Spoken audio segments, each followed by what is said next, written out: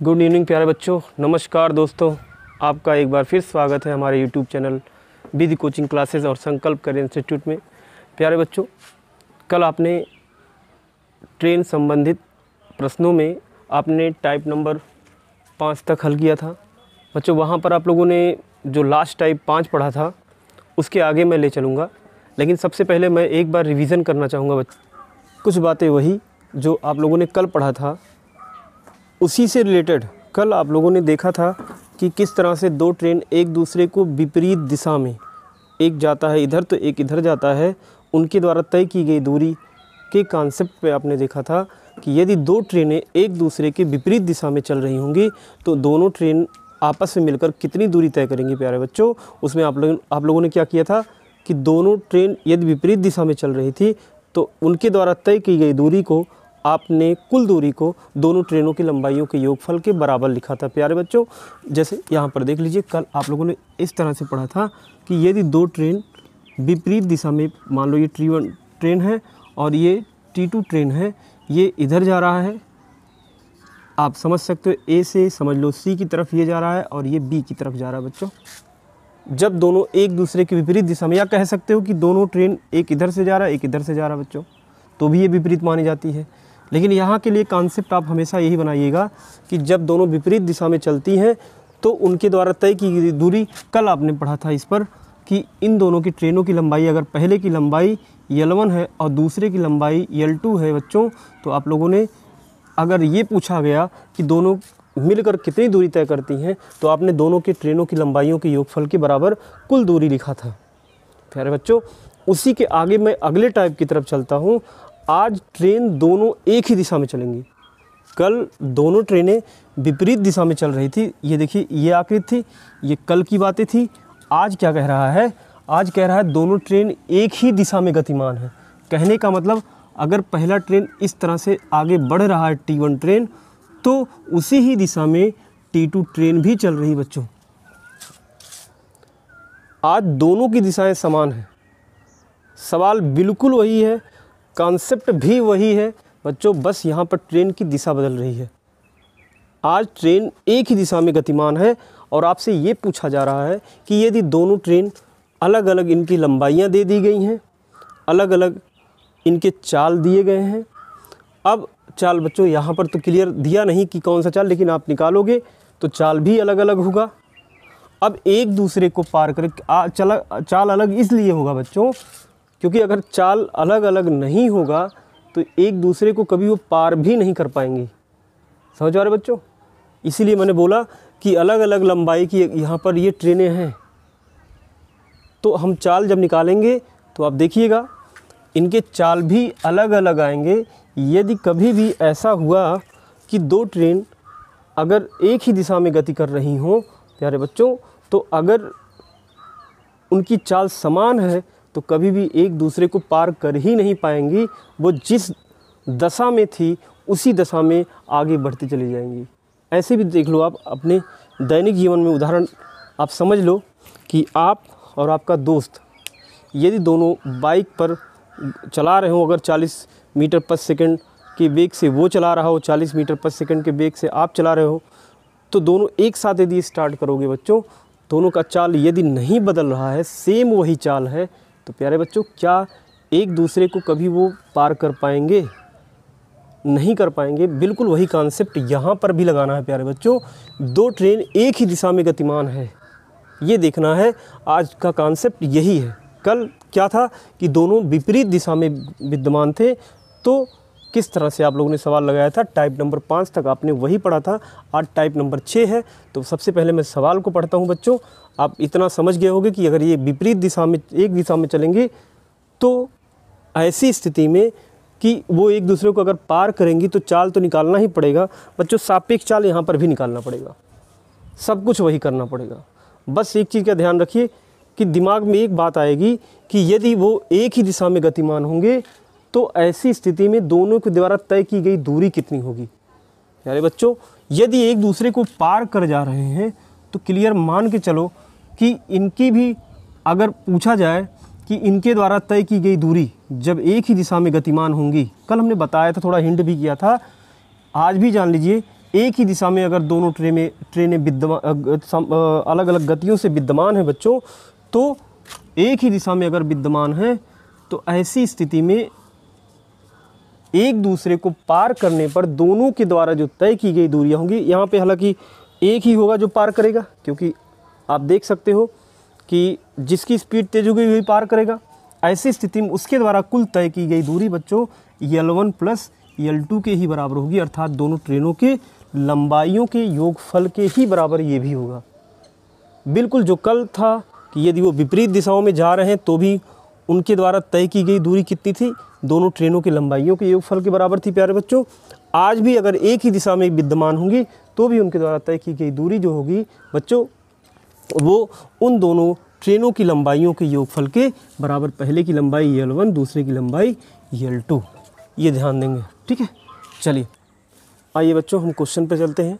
Question आपका दिया गया है, अलग अलग चालों से गतिमान 200 मीटर व 250 मीटर लंबाइयों की दो ट्रेन, ये दो अलग अलग ट्रेन हैं, इनकी अलग अलग लंबाइयाँ दी गई हैं बच्चों, किसी स्थिर खंभे को पार करने में क्रमशः 8 सेकंड व 14 सेकंड का समय लेती हैं। यदि ये दोनों ट्रेन एक ही दिशा में गतिमान हैं तो एक दूसरे को पार करने में कितना समय लेंगी। यार बच्चों कॉन्सेप्ट आप विपरीत दिशा वाला नहीं लगाओगे, एक ही दिशा में चल रहा है तो आप कॉन्सेप्ट ये लगाओगे। एक बात दिमाग में तो आपके आ ही हो गया होगा कि यदि वो चाहे विपरीत दिशा में चले या एक ही दिशा में चले, उन दोनों के द्वारा तय की गई कुल दूरियां ट्रेन की लंबाइयों के योगफल के बराबर होती है। बस अंतर क्या होता है प्यारे बच्चों, अंतर ये होता है कि जब विपरीत दिशा में चलती है तो सापेक्ष चाल निकालने के लिए हमको दोनों चालों को जोड़ देना होता है। यदि इसका चाल बच्चों कितना था S1 है, यदि इसके चाल दूसरे का चाल S2 है, दूसरे ट्रेन की चाल, तो सापेक्ष चाल जो बच्चों हो जाता है, सापेक्ष चाल S1 प्लस S2 हो जाता है। ये था, ये जब विपरीत दिशा में चलती हैं तब के लिए है। जब दोनों ट्रेन कहाँ चले, विपरीत दिशा में, जो कि कल आप लोगों ने हल किया था इस पर। यदि विपरीत दिशा में चल रहा होगा दोनों ट्रेन तो इनके सापेक्ष चाल का मान यदि निकालना चाहोगे बच्चों तो दोनों चालों के योगफल के बराबर होगा। लेकिन जब एक ही दिशा में चलेगा प्यारे बच्चों तो इनका जो सापेक्ष चाल होगा थोड़ा सा परिवर्तन करेगा। सापेक्ष चाल जो होगा वो दोनों के अंतर के बराबर होगा। यानी जो तेज़ चल रही होगी वो तेज़ वाली चलने वाली गाड़ी में से आप धीरे चलने वाली गाड़ी को आप घटा दोगे, इसकी चाल को घटा दोगे। कहने का मतलब यहाँ पर मैं S1 और माइनस S2 कर दे रहा हूँ। कहने का मतलब ये हो गया बच्चों कि जो बड़ा होगा उसी में से घटा देना। S1 उसी को मानिएगा जिसकी स्पीड तेज़ होगी, या आप किसी को भी मानिए, जो बड़ा होगा उसी में से घटाइएगा, जो आएगा वही उत्तर हो जाएगा, वही सापेक्ष चाल हो जाएगा। चलिए हम आगे बढ़ते हैं। यहाँ पर बच्चों इसको मैं मिटाता हूँ क्योंकि आपने कल इस कॉन्सेप्ट को पढ़ा था। इस कॉन्सेप्ट में आप लोगों ने देखा था कि किस तरह से यदि हम इसको विपरीत दिशा में कैसे इनके द्वारा तय की कितने देर में एक दूसरे को पार करते ही उनका समय निकाल रहे थे। आज इसको नहीं पढ़ना है प्यारे बच्चों। आज आपको जब एक ही दिशा में चलेगी किस तरह से एक दूसरे को पार करेंगी, कितना समय लेंगी।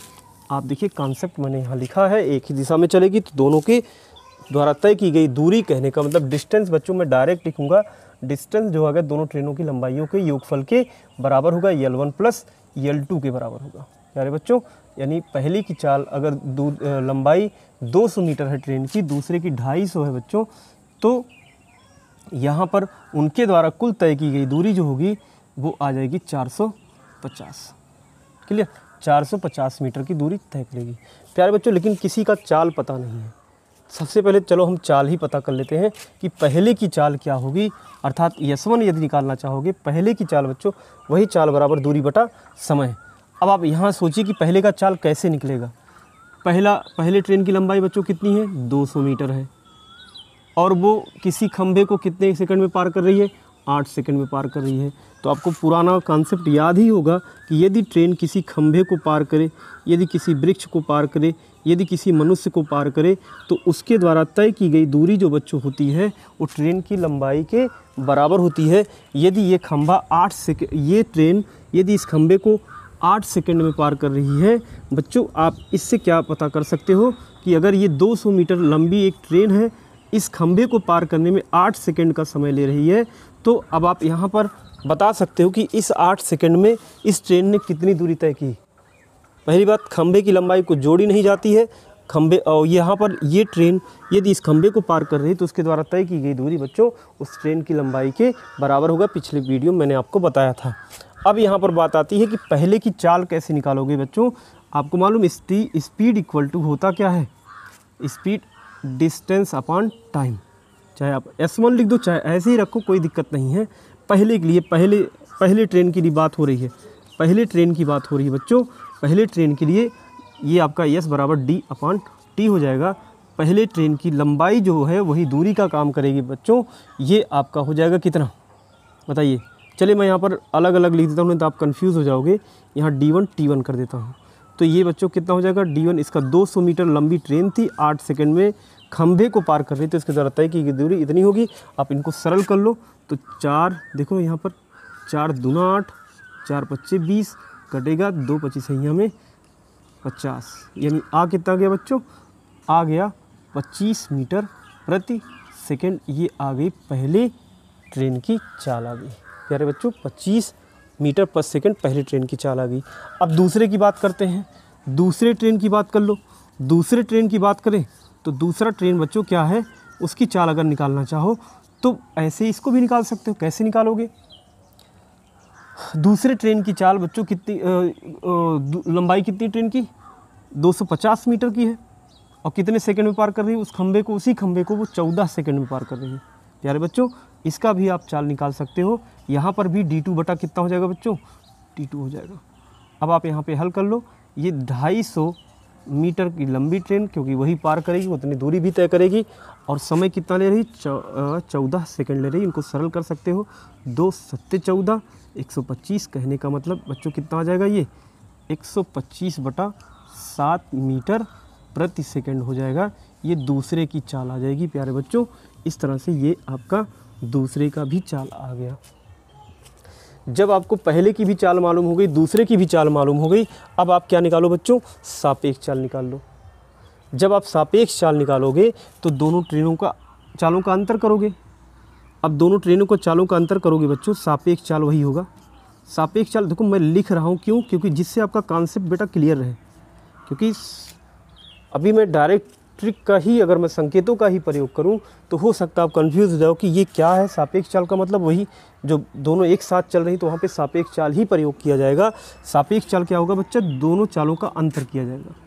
आप देखिए ये 25 है, ये 125 बटा 7 है प्यारे बच्चों। अब अगर आपसे पूछा जाए कौन बड़ा है कौन छोटा, आप निश्चिंत होकर के, जैसे अभी ये 7 से देखो यहाँ पर यही क्लियर हो जाएगा।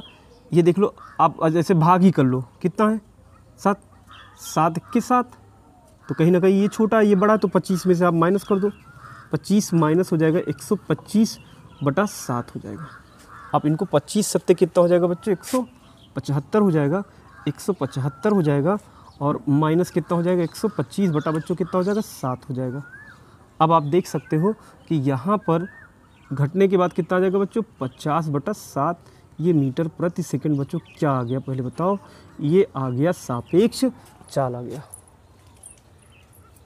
यदि दोनों एक ही दिशा में चल रही हैं तो इनका सापेक्ष चाल प्यारे बच्चों 50 बटा 7 मीटर प्रति सेकंड आ गया। अब आपसे ये पूछा जा रहा है कितने समय में पार करेंगे दोनों। अब यहाँ पर बात आ गई कि जब दोनों एक ही दिशा में चल रहे हैं कितने समय में पार करेंगे। आपने केवल इतने किया है, आपने पहले ट्रेन की चाल निकाली, आपने दूसरे ट्रेन की चाल निकाली, और कुछ ये अगर आपने एडवांस इसको कर लिया कोई बात नहीं। अब यहाँ पर अगर एक दूसरे की ही दिशा में चल रहे हैं, वो एक ही दिशा में चल रहे हैं, तो ऐसी स्थिति में इनका आपसे समय अगर पूछा जा रहा बच्चों, वही टाइम इक्वल टू क्या हो जाएगा बच्चों, बस यहाँ पर थोड़ा सा हल्का सा हल कर लो। टाइम इक्वल टू क्या हो जाएगा बताओ भाई, समय बराबर दूरी बटा चाल, यानी आपका डिस्टेंस अपॉन स्पीड हो जाएगा।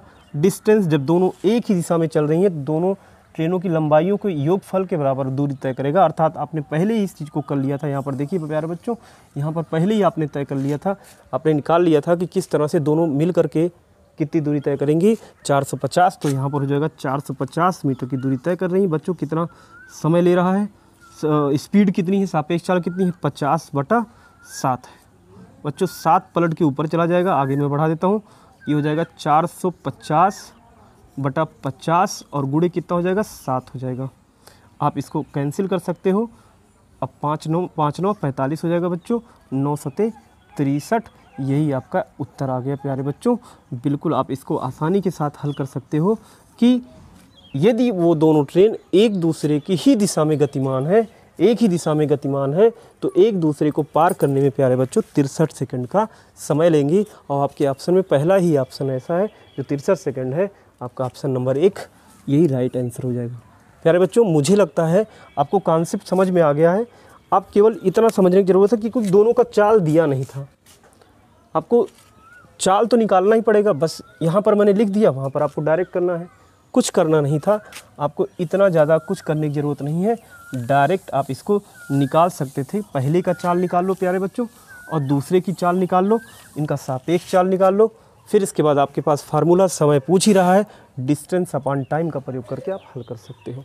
तो प्यारे बच्चों मैं आशा करूँगा आपको ये बातें समझ में आ गई हैं और आप इसी को बार बार देख लेंगे। अगर आप 1-2 बार करके वीडियो को रिमाइंड करके देख लेंगे तो आपको और अच्छे से समझ में आ जाएगा। मैं आता हूँ बिल्कुल इसी से मिलता जुलता अगला सवाल है। देखिए आपके स्क्रीन पे लिखा हुआ है क्वेश्चन नंबर 2। कॉन्सेप्ट वही है, एक बार आप पढ़िए, देखिए कैसे हल किया जाएगा। मुझे लगता है आप लोग हल भी कर लिए होंगे, क्योंकि अगर ये बात आपको समझ में आ गई तो अगला मैं कुछ लिखूंगा नहीं बच्चों। एक तो हमने डिटेल में इसीलिए समझा दिया कि आप इसका कॉन्सेप्ट आसानी के साथ समझो। प्यारे बच्चों कुछ करना नहीं है, अगले में भी यही करना है। पहले की चाल निकाल लो, दूसरे की चाल निकाल लो, फिर इसके बाद इनका सापेक्ष चाल निकाल लो। सापेक्ष चाल जब आ जाएगा बच्चों, क्योंकि दोनों ट्रेन ही देख लीजिए एक ही दिशा में गतिमान है, इसलिए उनके द्वारा तय की गई दूरी बच्चों कितनी होगी, दोनों ट्रेनों की लंबाइयों के योगफल के बराबर होगी। आशा करूँगा ये बात आपको समझ में आ रही है और कुछ आपको कहीं ना कहीं ऐसा भी फील हो रहा होगा कि सर ऐसे सवाल अगर आ गए तो मैं सेकंडों में ही लगा सकता हूँ। देखिए बिल्कुल 125 मीटर की लंबाई की एक ट्रेन, 125 मीटर की 100 मीटर की 125 मीटर की दूसरी ट्रेन है। ये स्टेशन पर लगे एक खंभे को पार कर रहा है। एक खंभे को पार करे, चाहे आप ये किसी ट्रेन को किसी व्यक्ति को पार करे या ब्रिज को पार करे, तो उनके द्वारा तय की गई दूरी बच्चों क्या होती है। ये कहीं ना कहीं आपको थोड़ा भरमाने के लिए इस क्वेश्चन को खंभा, वृक्ष और पेड़ दे देता है। आप उससे एकदम निश्चिंत रहिए, आसानी के साथ सवाल को लगा सकते हो। लेकिन मैं अब की बार इसको चाहूँगा डायरेक्ट में लगाऊँ। पहली बात, पहले ट्रेन की आप चाल निकाल लो। क्या होगा प्यारे बच्चों, आपको मालूम है कि पहला ट्रेन मतलब यदि इस खंभे को वो पार कर रहा, ये खंभे को पार करेगा प्यारे बच्चों, यदि इसकी लंबाई 100 मीटर है, यदि इसको पार कर रहा है कितने सेकंड में बच्चों, 4 सेकंड में पार कर रहा है। तो आप देखिए इसकी चाल क्या होगी, स्पीड इक्वल टू क्या होता है, डिस्टेंस अपॉन टाइम। ठीक है, चलो ऐसे कर लेते हैं, पहले चाल निकाल लेते हैं। पहले का डिस्टेंस बच्चों कितना, जितनी ट्रेन की लंबाई होगी, जो कि खंभे को पार कर रहा है इसलिए डिस्टेंस 100 ही होगा। और टाइम कितना ले रहा है, 4 सेकंड का समय ले रहा है। अब आप देख सकते हैं ये कितना हो गया, 25 चौका 100, यानी पहले की चाल बच्चों कितनी आ गई, 25 मीटर प्रति सेकंड आ गया। अरे बच्चों बात समझ में आ रही होगी। दूसरा ट्रेन देख लो, दूसरा ट्रेन जो है उसकी लंबाई बच्चों कितनी है, आप देख लीजिए दूसरे ट्रेन की लंबाई 125 मीटर है। वो भी एक खंभे को भी पार कर रही है, लेकिन समय बच्चों कितना ले रही है, समय वो जो ले रही है कितना सेकंड, 5 सेकंड का समय ले रही है। प्यारे बच्चों इसकी भी चाल निकाल लो। यदि आप दूसरे वाले की भी चाल निकालोगे तो S2 equal to distance upon time होगा। अर्थात यहाँ पर D2 125 है, समय कितना ले रहा है खंभे को पार करने में बच्चों, डिस्टेंस क्यों मैं 125 ले रहा हूँ इतना आप समझ में आ रहा है, क्योंकि खंभे को पार कर रहा है तो इसके द्वारा तय की गई दूरी ट्रेन की लंबाई के बराबर ही होता है, बटा ये 5 हो जाएगा। अब ये देखिए आपका कट जाएगा 25 25 125, 25 मीटर पर सेकंड। अब आप मन ही मन मुस्कुरा ही रहे होंगे कि सर यहाँ तो दोनों की चाल समान हो गए, अब कैसे क्या होगा। क्योंकि अभी अभी मैंने टॉपिक शुरू करने से पहले मैंने आपसे बोला था यदि दोनों के चाल समान हो गए तो आप प्यारे बच्चों बताइए क्या एक दूसरे को कभी पार कर पाएंगी, कभी एक दूसरे को पार कर पाएंगी। आप देखिए पहले की भी चाल 25 मीटर पर सेकंड है, दूसरे की भी चाल 25 मीटर पर सेकंड है, तो क्या ये दोनों एक दूसरे के ट्रेन पार कर पाएंगे, कभी नहीं पार कर पाएंगे। ये एक दूसरे के पीछे लगे ऐसे लगी रहेंगे, जाएंगे फेविकोल का जोड़ हो जाएंगे, कभी इधर उधर जाएंगे नहीं, एकदम पूरी तरह से चिपकी ही रहेंगे। इधर उधर नहीं जाएंगे, एकदम समान स्पीड से चल रही, भाई कहाँ बदलेंगे। तो इसलिए ना पहला सही, ना दूसरा सही, ना तीसरा, चौथा इसलिए सही है क्योंकि आप चौथे में लिखा गया इनमें से कोई नहीं, क्योंकि इनमें से कोई नहीं होने का मतलब क्या ऑप्शन सही होगा कि वो कभी एक दूसरे को पार नहीं कर पाएंगी। प्यारे बच्चों, मुझे लगता है आपको कॉन्सेप्ट समझ में आ गया है। आप इस तरह के सवाल आप अच्छे से लगाएंगे, मैं आशा करूँगा। आता हूँ मैं अगले टाइप पर, टाइप नंबर इसके 7 पर। टाइप नंबर 7 पर, टाइप नंबर 6 में आप देखेंगे बिल्कुल बहुत मज़ेदार सवाल है प्यारे बच्चों, और इसके लिए मैं आपको सूत्र भी दूंगा और कॉन्सेप्ट। पहले तो सबसे पहला काम कॉन्सेप्ट पे ही काम करिए, क्योंकि मेरा एक ही टारगेट होता है बच्चों का बेसिक कॉन्सेप्ट एकदम क्लियर हो जाए किसी भी क्वेश्चन पर। अब सबसे पहले इस सवाल को समझेंगे, इसके लिए मैं फार्मूला भी दूंगा, मज़ेदार फार्मूला है, और साथ में ही बच्चों मैं इसका बेसिक कॉन्सेप्ट भी बताऊँगा। तो सबसे पहले मैं इसका बेसिक कॉन्सेप्ट बताता हूँ कि किस तरह से ऐसे सवाल हल किए जाएंगे। प्यारे बच्चों, स्क्रीन पे आप देखिए 2 क्वेश्चन दिखाई पड़ रहे होंगे। पहला क्वेश्चन समझिए। मुझे लगता है कि आपको जैसे ही पहला बताऊंगा जल्दबाजी में आप दूसरा गलत कर दोगे। 100% बच्चे गलत करेंगे अगर ध्यान से सवाल को नहीं पढ़ेंगे। पहला आप कॉन्सेप्ट समझिए कि क्या कह रहा है क्वेश्चन। चलिए देखते हैं क्वेश्चन। टाइप नंबर 7 में आपका पहला क्वेश्चन है, एक 250 मीटर लंबाई की एक ट्रेन 350 मीटर लंबे प्लेटफार्म को पार करने में, मतलब एक ट्रेन है बच्चों, इस तरह से एक ट्रेन है प्यारे बच्चों, आसानी के साथ समझोगे। वो 250 मीटर लंबी, देखो 250 मीटर लंबी, और वो ट्रेन 350 मीटर लंबे प्लेटफार्म को, एक प्लेटफार्म भी है बच्चों जिसकी लंबाई कितनी है, ये प्लेटफार्म है बच्चों, ये ट्रेन था, ये ट्रेन था, और ये बच्चों प्लेटफार्म है। इस प्लेटफार्म की लंबाई बच्चों कितना दिया है इसने, 350 मीटर दिया है, ठीक है। अब ये ट्रेन यदि इस प्लेटफार्म को पार करती है प्यारे बच्चों, तो सवाल ने दिया है कि 50 सेकंड का समय लेती है। मतलब ये ट्रेन इस प्लेटफार्म को पार करेगी तो कुल मिलाकर के जो समय लग रहा है प्यारे बच्चों, वो समय लग रहा है 50 सेकंड का समय लग रहा है। बिल्कुल कॉन्सेप्ट समझने का प्रयास करिएगा। इसके लिए तो एकदम बिल्कुल एक लाइन का सूत्र है, सूत्र को मैं पहले नहीं दूंगा, पहले कॉन्सेप्ट समझिए। अब आप सबसे पहले ये बताइए कि ये ट्रेन यदि 250 मीटर लंबी ट्रेन है और प्लेटफार्म 350 मीटर है, इसकी लंबाई 350 मीटर है प्यारे बच्चों, और अगर इसको ये पार कर रही है 50 सेकंड का समय ले रही है प्यारे बच्चों, तो उसका चाल आप बता सकते हो कि नहीं बता सकते हो? बिल्कुल बता सकते हो। कैसे बता सकते हो? क्योंकि आप ये बता सकते हो कि 250 मीटर लंबी ट्रेन यदि इस प्लेटफार्म को पार करने में 50 सेकंड का समय ले रही है, तो सबसे पहले देख लीजिए इसका चाल आप कैसे निकालोगे बच्चों। चाल बराबर बच्चों क्या होता है, दूरी बटा समय, अर्थात स्पीड इक्वल टू होता है बच्चों डिस्टेंस अपॉन टाइम। यदि जो ट्रेन है वो 250 मीटर लंबी ट्रेन है, 350 मीटर लंबे प्लेटफार्म को पार कर रही है, तो इसका मतलब ट्रेन द्वारा कुल तय की गई दूरी कितनी होगी बच्चों, 350 मीटर दूरी ये तय करेगा ही करेगा। हमने बेसिक पिछले वीडियो में आपको बताया था कि किस तरह से अगर वो किसी प्लेटफार्म को पार करती है कैसे दूरी तय करती है ट्रेन, और किस तरह से वो किसी व्यक्ति को पार करती है तो कितनी दूरी तय करती है, हमने पिछले वीडियो में आपको बताया था।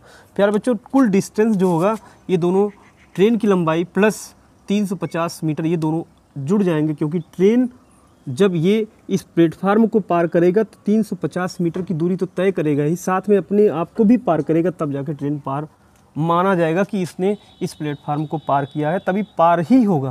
प्यारे बच्चों, आपको कोई कन्फ्यूज़न नहीं होना चाहिए। यहाँ पर ट्रेन द्वारा कुल तय की गई दूरी बच्चों कितनी होगी, 250 प्लस 350, ये कुल डिस्टेंस हो जाएगी। कितने समय कर रही पार, कितने में आपका ये देख लो 50 सेकंड में तय कर रही, तो 50 सेकंड लिख दिया गया। अब यहाँ पर ये मीटर में है, नीचे सेकंड में, चाहे आप ऐसे लिख दो, चलो मीटर ही लिख देता हूँ मैं, नीचे सेकंड लिख देता हूँ। अब ये कितना हो जाएगा बच्चों, देखो ये 600 हो जाएगा, 600 बटा कितना हो जाएगा 50 मीटर प्रति सेकेंड। आप इनको सरल कर सकते हो, 12 25 60, अर्थात ट्रेन की चाल बच्चों कितनी आ गई, 12 मीटर प्रति सेकंड। बहुत अच्छा क्वेश्चन है, बहुत अच्छा कॉन्सेप्ट है, आप ध्यान दीजिए, बिल्कुल आपको समझ में आ जाएगा। मैं इसके लिए आपको फार्मूला भी दूंगा, जो अच्छा मज़ेदार फार्मूला है, लेकिन कॉन्सेप्ट समझिए आप। कॉन्सेप्ट में आपने देखा कि ट्रेन 250 मीटर लंबाई की है, 350 मीटर लंबे प्लेटफार्म को पार करने में अगर वो 50 सेकंड का समय ले रही थी प्यारे बच्चों, तो आपने उसकी चाल निकाल ली, निकाल सकते हो। दूसरी बात, अब है ट्रेन वही है, यह ट्रेन मतलब वही ट्रेन जिसकी चाल बच्चों कितनी है 12 मीटर प्रति सेकंड, आपने निकाल लिया। यह ट्रेन 230 मीटर लंबे प्लेटफार्म को, कंडीशन नंबर 2, वही ट्रेन है बच्चों, वही ट्रेन है, और यहाँ पर आपकी बार किस प्लेटफार्म को पार कर रही, कितने मीटर लंबे 230 मीटर। वो ट्रेन की लंबाई तो 250 मीटर है ही है, और आपकी बार 230 मीटर लंबे प्लेटफार्म को पार करना चाह रही है, तो पूछ रहा है कितने समय में ये पार कर जाएगी। तो अर्थात दूसरे शर्त में इसने बच्चों क्या पूछा है, दूसरे शर्त में इसने समय पूछा है कि ये ट्रेन वही ट्रेन जिसकी चाल 12 मीटर पर सेकंड आपने पहले शर्त में निकाला है, वही ट्रेन यदि 230 मीटर लंबे प्लेटफार्म को पार करना चाहे तो कितने समय पार करेगी बच्चों। ये आपका क्या रहेगा बच्चों, ध्यान दीजिएगा, यहाँ पर 250 मीटर ये और 230 मीटर ये, कुल मिलाकर के उसके द्वारा तय की गई दूरी बच्चों कितनी होगी, डिस्टेंस कितनी हो जाएगी, दोनों के योगफल के बराबर होगी। अब अगर आपसे समय पूछा जा रहा है तो समय बराबर बच्चों क्या होता है, दूरी बटा चाल, अर्थात टाइम इक्वल टू बच्चों हो जाता है आपका डिस्टेंस अपॉन स्पीड।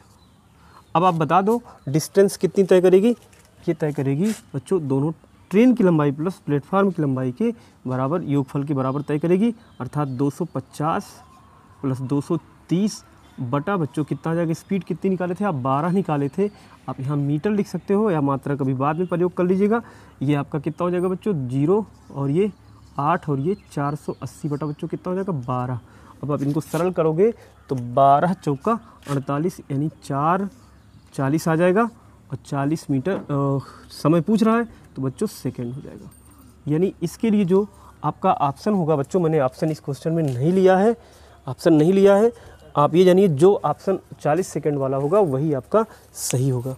ठीक है प्यारे बच्चों, आपका ऑप्शन यहाँ पर जो दिया, मैंने ऑप्शन लिया ही नहीं था फ़िलहाल, लेकिन लगाने का तरीका आपको यही सेलेक्ट करना है। ठीक है, अब इस तरह से आपको कॉन्सेप्ट क्लियर हुआ बच्चों, कॉन्सेप्ट क्लियर हो गया होगा।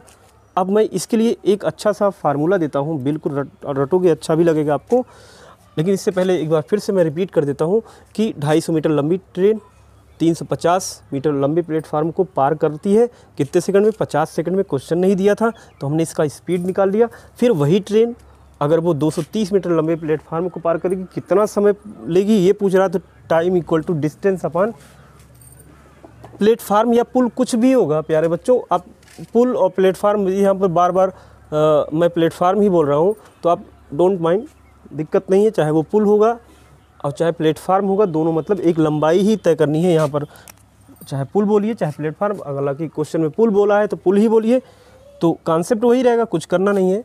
समय बराबर दूरी बटा चाल होता है बच्चों, यहाँ पे रख करके आप चाल पहले ही निकाल लिया था, आप रख करके 40 सेकंड में आपने निकाल लिया कि अगर वही ट्रेन 230 मीटर लंबे पुल को पार करेगी तो कितना समय लगेगी बच्चों, 40 सेकंड का। आप देखिए इसके लिए फार्मूला बिल्कुल आसान है। कभी भी इस तरह का अगर सवाल आ जाए कि ट्रेन की लंबाई दे और जिस प्लेटफार्म को पार कर रही उसकी लंबाई दे, दो कंडीशन हो, ट्रेन वही हो और वो अलग अलग पुल या प्लेटफार्म को पार करे, तो समय तो अलग अलग सीधा लगेगा ही लगेगा। तो प्यारे बच्चों, आपसे जब दूसरा समय पूछेगा कितने समय में क्रॉस करेगा, एकदम बिल्कुल आसान है। आपको मालूम है पहले लाइव बॉय आया था कि लक्स आया था, इतना बता दूँ। पहले लाइव बॉय आया था कि लक्स आया था, तो आपका जवाब यही होगा। अगर आप नहीं जानते हो आप अपने पापा से पूछ लेना या बाबा से पूछ लेना कि प्यारे बच्चों पहले लाइव बॉय आया था, तो इसलिए यल प्लस वाई, ये क्या हो गया बच्चों, लाइव बॉय हो गया, और बटा क्या हो गया, लक्स हो गया, यक्स हो गया। ठीक है, अभी मैं बताता हूँ कौन कहाँ पे, T2 मतलब टाइम 2 और इसके बाद इंटू T1। प्यारे बच्चों लाइव बॉय बटा लक्स का नियम कहलाता है ये। बिल्कुल कैसे, अब यहाँ पर आप कह रहे हो कि सर ये वाई क्या है, यक्स क्या है। एक चीज़ का ध्यान रखना कि यहाँ पर ऐसे क्वेश्चन जब आएंगे तो लाइव बॉय बटा लक्स का नियम लगेगा। यल का मतलब प्यारे बच्चों यहाँ पर ट्रेन की लंबाई, यल बराबर ट्रेन की लंबाई, ये होगी ट्रेन की लंबाई। ठीक है, और बच्चों यहाँ पर यक्स क्या है, ये पहले स्थिति में पहले प्लेटफार्म की लंबाई, पहले प्लेटफार्म की लंबाई, प्लेटफार्म बोलेगा या पुल बोलेगा, कुछ भी बोलता है तो भी वही की लंबाई यक्स। और वाई क्या है बच्चों, वाई क्या है, दूसरे प्लेटफार्म की लंबाई या पुल की लंबाई, प्लेटफार्म बोले या पुल की लंबाई, कुछ भी, यहाँ पुल भी बोल सकता है, प्लेटफार्म बोल सकता है बिल्कुल आसानी से, और ये भी आपका यही दूसरे प्लेटफार्म की लंबाई होगी। बच्चों T1 क्या है, ये पहले प्लेटफार्म को पार करने में लगा समय, पहले प्लेटफार्म को पार करने में लगा समय, पहले प्लेटफार्म को पार करने में लगा समय। T2 क्या है, दूसरे प्लेटफार्म को पार करने में लगा समय। ये ध्यान दीजिएगा, ये समय बिल्कुल आसान है, एक बार केवल ध्यान देने की ज़रूरत है। लाइव बाय बटा लक्स नियम कभी भी भूलेगा नहीं बच्चों। यहाँ पर मैं इसको मिटा करके आपको समझाता हूँ कि कैसे हम इन पर मान रखेंगे प्यारे बच्चों। आप देखिए किस तरह से रखते हैं इन पर, आप देखिए यहाँ पर मैं मिटा दे रहा हूँ जो आपको बताया मैंने इससे पहले। दूसरा देखिए, आप इस दूसरे नियम पे आ रहे हैं, कॉन्सेप्ट आपने समझ लिया है। लाइव बाय बटा लक्स का नियम क्या है प्यारे बच्चों, आपसे दूसरा समय पूछ रहा है। पहला समय देख लीजिए 50 सेकंड दिया है, आप देख लिए ट्रेन की लंबाई बच्चों हमेशा वही रहेगी, 250 मीटर लंबी ट्रेन थी तो ये 250 ही इसके स्थान पे लिखा जाएगा प्यारे बच्चों। यक्स के स्थान पे पहले प्लेटफार्म की लंबाई कितनी है बच्चों, 350 है। फिर दूसरे प्लेटफार्म की लंबाई कितनी है बच्चों, 230 मीटर, जो कि पुल बोला है, कोई बात नहीं, वही मतलब है, पुल बोले या प्लेटफार्म, ये 230 मीटर है। इसके बाद T1 पहला समय कितना था, 50 सेकंड था बच्चों, दूसरा आपसे पूछा जा रहा है, बिल्कुल रख सकते हो, आप रख सकते हो। आप T2 इक्वल टू क्या हो जाएगा बच्चों, लाइव बाय बटा यल का मतलब कितना, 250 हो जाएगा, और y का मतलब क्या है, दूसरे को पार, दूसरे प्लेट, यही गलती करना, यही गलती होगी आपसे, गलती यही होगी बच्चों कि यहाँ पर ये आपका दूसरा जो y है वो दूसरे पुल या प्लेटफार्म की लंबाई है, दूसरे प्लेटफार्म की लंबाई है। यहाँ पर 250 और बच्चों y के स्थान पे क्या रखोगे, 230 रखोगे, और यहाँ पर हो जाएगा 250। देखो यल के स्थान पे भी आपको 250 ही रखना है, प्लस यक्स यानी पहले प्लेटफार्म की लंबाई 350 है यार बच्चों। इसके बाद यहाँ पर T1 रखोगे, T1 के स्थान पर आप रखोगे गुणे 50 रखोगे, ठीक है। अब आप यहाँ देखिए, यहाँ पर क्या हो जाएगा, आप इनको ऐड करोगे 480 आ जाएगा बच्चों, और इसको ऐड करोगे तो 600 आ जाएगा। अब आप इनको 50 लिखोगे, अब आप इनको कैंसिल कर सकते हो, देखो यहाँ से 0 से 0 कैंसिल, 12 25 कितना हो जाएगा, 60 हो जाएगा, 12 चौका 48 हो जाएगा, अर्थात 40। कितना आ गया बच्चों, 40 सेकंड आ गया, ठीक है, 40 सेकंड आ गया प्यारे बच्चों। ये दूसरा समय आ गया कि अगर दूसरा पुल या प्लेटफार्म को पार करेगा कितना समय लेगा बच्चों, 40 सेकंड का समय लेगा। बिल्कुल आप इस सूत्र को नोट कर लीजिए, इस पर सवाल आपको लगाना भी है। आइए इसी पे बिल्कुल मिलता जुलता सवाल नंबर 2 है इसी टाइप में। इस टाइप में सवाल नंबर 2 देखिए, बिल्कुल थोड़ा सा जल्दबाजी करोगे गलत हो जाएगा। गलत कैसे होगा, आप फार्मूले का ही प्रयोग करोगे, कॉन्सेप्ट का प्रयोग तो आप करोगे ही नहीं आप लोग। लेकिन मैं यही कहूँगा कॉन्सेप्ट का भी प्रयोग करिए प्यारे बच्चों, जैसे हमने बताया, और आप सूत्र का भी प्रयोग करिए, जो आपको आसान लगे वही प्रयोग करिए। सूत्र भूल जाता लेकिन कॉन्सेप्ट कभी भूलता नहीं, कॉन्सेप्ट याद रहता तो आप बिना ट्रिक के ही प्रयोग करें, आप सवाल को लगा लेते हैं। जैसे क्वेश्चन नंबर 2 पे आते हैं। क्वेश्चन नंबर 2 क्या होता है, क्वेश्चन नंबर 2 में अगर आते हैं तो 60 मीटर लंबे ट्रेन, 60 मीटर लंबी ट्रेन। अब आप यहाँ पे देख लो, ट्रेन यल बराबर कितना हो गया, 60 हो गया। चलो मैं क्वेश्चन को मिटा देता हूँ, 60 मीटर लंबी ट्रेन, ठीक है। अब की बार ट्रेन की लंबाई 60 मीटर है, ठीक है। अब यहाँ पर बात करते हैं कि अगर हम फार्मूले का प्रयोग करें तो कैसे कर लेंगे बच्चों। आप फार्मूले का भी प्रयोग कर सकते हो और क्वेश्चन कॉन्सेप्ट को से भी लगा सकते हो। देखिए कैसे क्वेश्चन कह रहा है 60 मीटर लंबी एक ट्रेन, 60 मीटर लंबी एक ट्रेन है, यल इक्वल टू 60 मीटर, ठीक है। क्वेश्चन के हिसाब से, वो सूत्र के हिसाब से 40 मीटर लंबी सुरंग को पार करने में, अब देखिए 40 मीटर लंबी सुरंग को पार, यानी आपका ये क्या हो गया बच्चों, पहला है, पहले के लिए यक्स के स्थान पर प्रयोग करता है, यक्स के स्थान पे आपका 40 मीटर है, ठीक है। 40 मीटर लंबे सुरंग को पार करने में 10 सेकंड का समय लेती है, यानी पहला T1 इक्वल टू कितना आ गया, 10 सेकंड आ गया बच्चों।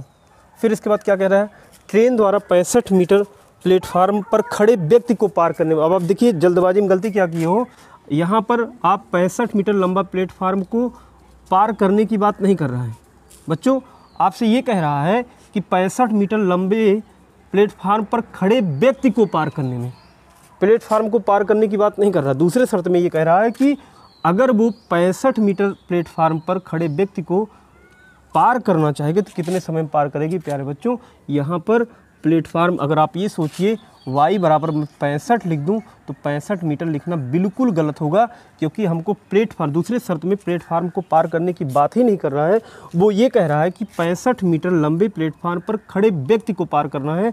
प्यारे बच्चों, यहीं पर लोग गलती करते हैं, जल्दबाजी में उनको ये सूत्र मालूम होता है, उसी सूत्र पर ये ध्यान देते हैं कि ट्रेन अब 65 मीटर लंबे प्लेटफार्म को पार कर रही। बच्चों, तो ये 65 मीटर लंबे प्लेटफार्म को नहीं पार कर रही, 65 मीटर लंबे प्लेटफार्म पर खड़े व्यक्ति को पार कर रही है।